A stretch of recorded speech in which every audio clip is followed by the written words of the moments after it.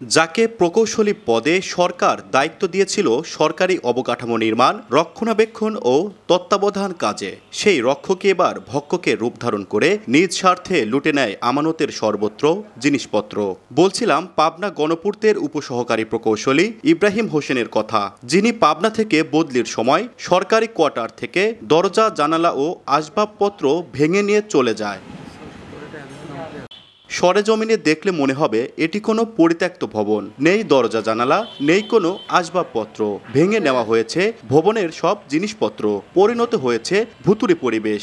এটি গণপূর্ত অধিদপ্তরের আবাসিক এলাকার চিত্র।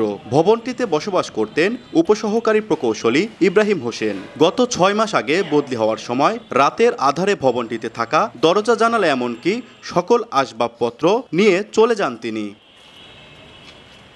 এদিকে ঘটনাটি জানাজানি হলে শহর জুড়ে আলোচনা সমালোচনার ঝড় সৃষ্টি হয়। এমন অন্যায় কোনোভাবেই মেনে নিতে পারছে না পাবনাবাসী। বহু আগের থেকে এখানে পরিত্যক্ত জঙ্গল ছিল, এখানে মোট কথা শিয়াল থাকতো, বহিরাগত লোকজন থাকতো, এই বিল্ডিংটা একবারেই বাজেয়াপ্ত হয়ে গেছিল।